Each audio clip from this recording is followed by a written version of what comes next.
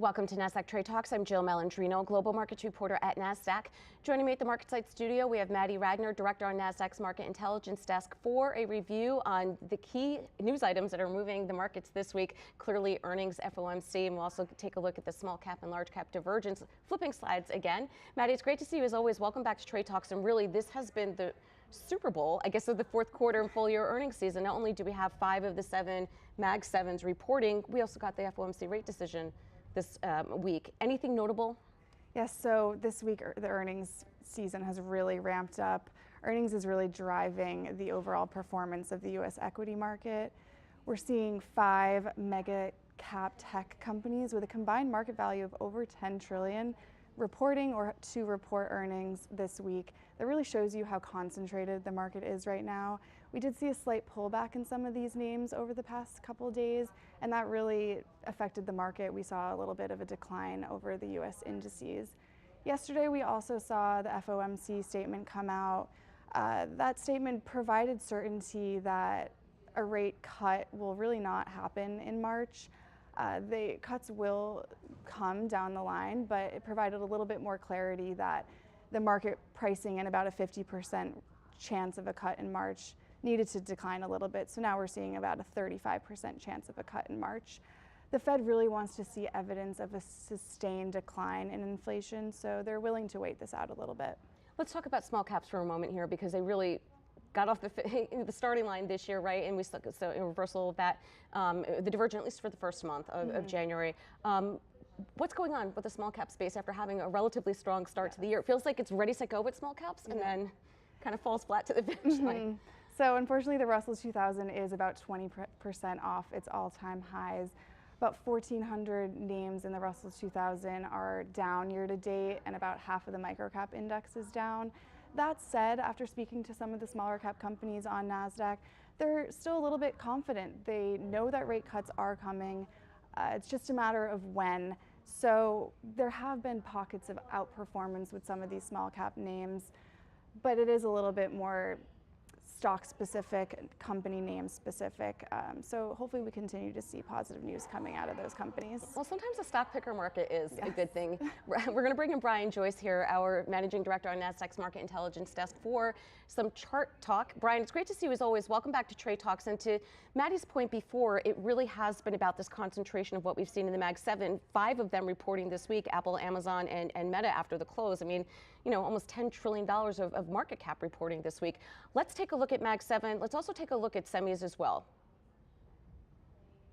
Hey, Jill, thanks for having me. So, yeah, I mean, as everyone knows, you know, they've had a phenomenal run, and even the best of the best, are going to have periods of time where they consolidate and correct backwards in price or sideways in time. And so this is a daily period chart for the Mag 7 index, and you can see, it did break out to new highs in the middle of last year. We consolidated then, or oscillated around that prior high from late 21 for about 4 or 5 months, and then we had the breakout in late 23, and so it's been running higher the last 6 weeks or so to new all-time highs. But if we go to the weekly period chart, we could see the last 2 weeks, it looks like maybe some signs, particularly last week's pattern, some potential reversal pattern there, some signs of exhaustion. And when we look at the weekly momentum, using the candlesticks, we could see the weekly RSI, that peaked way back in the middle of 23 in July, up around 84. So certainly a bullish reflection of strong momentum.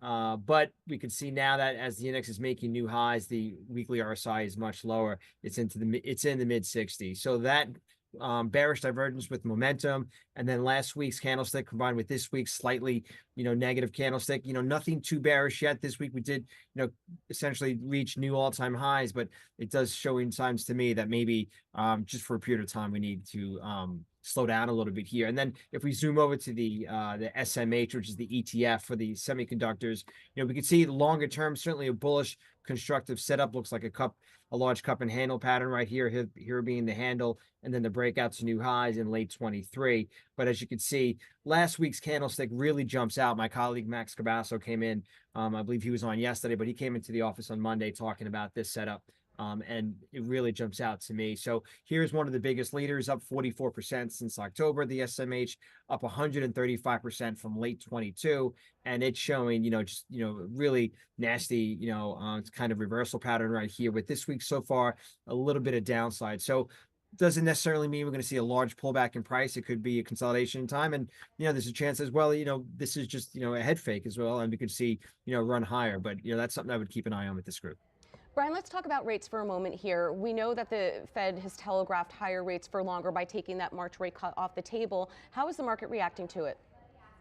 Yeah, they took the rate cut off the table, which was surprising to some because they were seemingly so dovish back in December. Since then, there's been a lot of strong rhetoric out there about the Fed and Treasury being somewhat politically minded, in their messaging, and particularly with that December meeting for the FOMC. And so maybe there's questions now being asked: is Powell's commentary yesterday just a pushback against that? He's concerned about his legacy. I think the bottom line takeaway is we're going to see the rate cuts. It's just a matter of timing. They said they'll be data dependent, and so likely not March, but we'll see what the data is between now and March. For the 10-year yield, what is noteworthy is that we are trending lower. This is the weekly period chart for the 10-year. We're seeing that this week's candlestick is down from a high of 414 to a low of 381. Last is 3.86%. So we're right around the bottoming process where we saw in late December.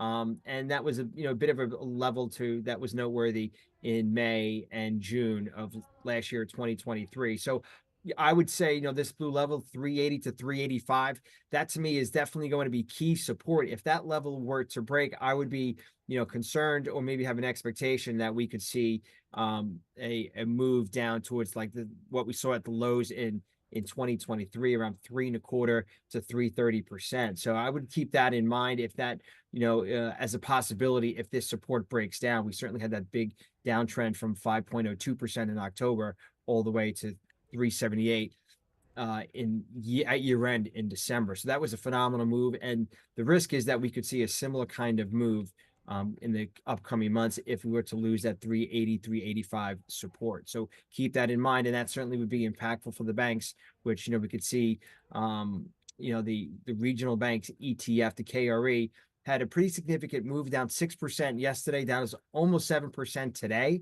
Those are the two biggest daily period moves since May of 23, when the banks were kind of really just in the heart or the latter stages of that financial crisis we saw regarding securities portfolios and duration mismatch. What is impressive today, I think very impressive, is while we were down almost 7% for the KRE at the lows of today's session, we are bouncing back quite a bit. And if we go on a weekly period chart, we could see it looks like it's kind of technically, from a technical perspective, this midpoint of July, which when the market peaked and banks peaked, we had a weekly close at 48.72. We're right around that level right now. And so for the KRE, if they can hold that level going into the end of this week, I think that would be, a small victory. And hopefully, going forward, I would, as a long only, I would be looking, or a long investor for this space. That's a level to me that would be important to see the KRE hold support. All right, Brian, appreciate the technical insight. As always, thank you for joining us on Trade Talks. And Maddie, to close things out here, let's talk about the IPO environment. Are you seeing more confidence return to the market? And overall, what does a strong or weak IPO environment, how does that reflect on markets and the economy overall? So as we approach this lower rate environment, I think investors are definitely a little bit more confident as the cost of capital is expected to be lower. So we are expecting the IPO market in 2024 to open up. That will kind of go hand in hand with the rate cut cycle, but we are expecting more IPOs this year than last year.